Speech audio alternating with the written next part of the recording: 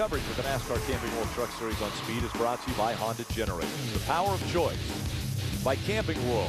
The Camping World Destination Recreation Sweepstakes is back and better than ever. We're offering more prizes and more chances to win this year. Log on to campingworld.com and enter today. And by Verizon, the network with the most 3G coverage. Stacey Compton's back on the lead lap, Phil. Guys, we only have 9 drivers on the lead lap right now. What a torrid pace Kyle Busch has set. We're under our second caution. It's because the 51 of Eric Almirola came out of turn number 4, got sideways. He's saying he had a low rear tire, and he wasn't sure which one, left or right. They sent him down through the grass, though. Check out how high he is. Into the infield grass. That brings out our second caution of the night. How'd you like to be sideways, 140 mile, 30 or 40 miles an hour heading for the grass?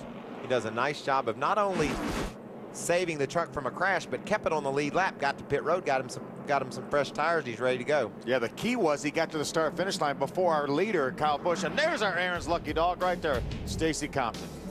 Stacey Compton grabs a lap back, and we will have 9 on the lead lap when we return. And welcome back to the Nashville 200. We have completed 109 of the scheduled 150 laps from Nashville SuperSpeedway under the lights on the 1.3 mile concrete tri-oval. Let's go back trackside and Ray Dunlap. Well, Rick, we talk about getting that Gibson guitar when you go to victory lane. All the drivers want that, but check this out. Rick Wren, the winningest crew chief in Camping World Truck Series history, got this today from Sam Bass and the folks from Gibson. Absolutely beautiful piece. Show them the sides here, Rick. They got a lot of writing around here. All of his accolades. Unbelievable, absolutely beautiful piece. And the thing is, Rick, I don't think you know how to play that, do you? I don't have a clue. I know his wife Joanne plays a little bit, so maybe she can teach him. But that one's going to be pretty nice for the trophy case out at the Wren house. Yeah, that again, I think is a trophy. I don't know if you ever have to play that. That goes up on the wall, and you never have to touch the strings. About to go back to green in the air. Kyle Busch just in front of Kevin Harvick. The best opportunity Harvick has had to take over the lead. Let's see if he can do it here on the first lap. Adam Alexander. And you see Todd Bodine in this mix right before the green flag went back in the air, Rick. He came on the radio and said, I think I have a flat tire. Then he came back and said, no, the tire is okay. We'll certainly keep our eye on Todd Bodine as this run continues. He was the point leader entering last week at Martinsville. That didn't go so well. We hope he can avoid disaster again here tonight. Adam on lap 107, Matt Crafton came down to pit road right before we went back to green here. Said he had a terrible vibration, so they changed another 4 tires on that 88. He just lost his position on the racetrack, still in the top 5, but with brand new tires on after pitting for a 3rd time. I said on the first lap of the restart, Kevin Harvick's best chance. He wasn't even close. 0.6 of a second he lost to Kyle Busch just on the restart. That's how good Kyle Busch is right now. What about these 2 stars that have emerged at the top of the chart? Kyle Busch leading Kevin Harvick, 2 guys that I think everybody in that garage area thought you were going to have to beat to win this race tonight. And sure enough, right now, they're 1 and 2. But Timothy Peters has been as strong as they've been all night. He's working his way around Matt Crafton.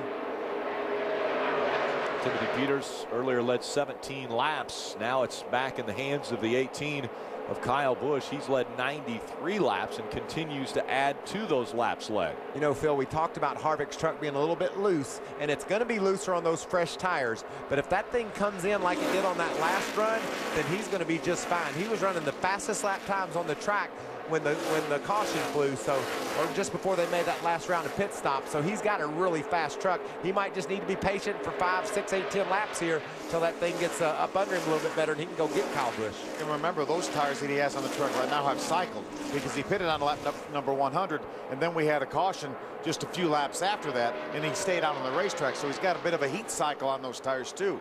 You got to figure he's pretty confident right now, knowing what he's got in the long run.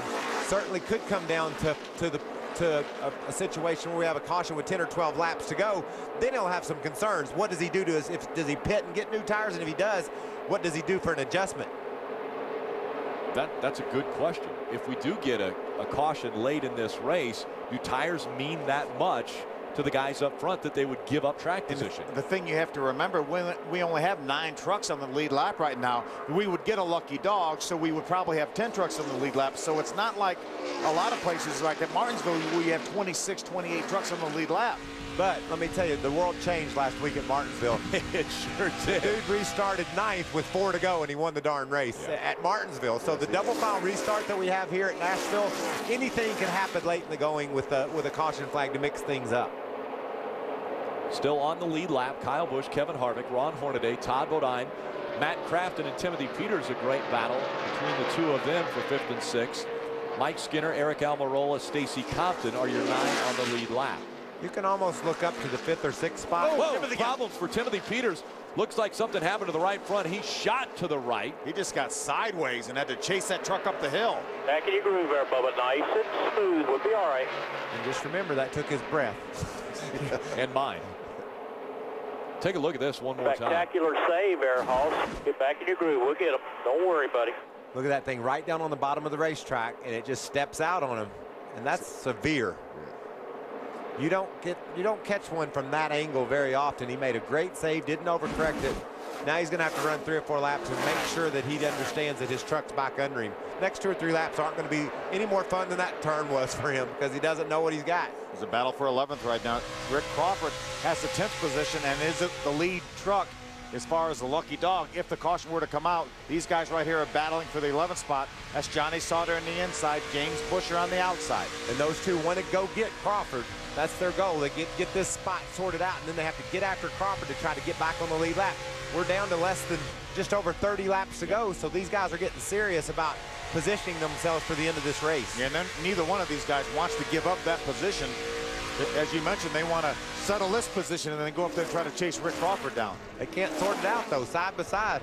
Busher's doing a nice job on the outside. See, Rick is way ahead of these 2 drivers. So right now, Rick Crawford is saying, please let us have a caution flag. Johnny Sauter, one of 8 drivers who will also run in the race tomorrow, the nationwide race. How about this? Now here comes Kevin Harvick. Kevin Harvick to the inside. Kyle Busch on the outside. Harvick trying to take over the lead at Nashville. Outside corner. That was a close run. Brett Butler in the 47 on the inside. That slowed the momentum down to that 2 of Kevin Harvick. Here comes Busch on the outside again. Plus he was on the inside of Kyle Busch. Loses a little bit of downforce on the rear of that charter truck. Now we also know that Harvick's truck's a little bit loose, and look at him back off real early getting in that corner. That's because he's loose. If he tries to drive down to that corner beside Kyle Busch, he'll lose the back end of that truck. So he took a cautious approach to the entry of that corner and gave up for now. But you know, Phil, like I said, lap after lap, that thing will get tighter and tighter, and he's just going to get better and better. And Kyle Busch knows that. That's why he's trying to hold him back now. Kyle Busch working his way by Norm Benning in the 57, as does the 2 of Kevin Harvick. It's heating up front at Nashville. Stay with us on Speed. April 10th on Speed, NASCAR Race Day recaps the biggest and most controversial moments of the season so far. NASCAR Race Day goes by the Home Depot live from Phoenix, April 10th at 5 Eastern, only on Speed. Kyle Busch holding on to a 1-second lead over Kevin Harvick, and Ron Hornaday trying to close the gap and get into that battle between owner and competitor. Kyle Busch out front. We'll be back for the final laps from Nashville after this.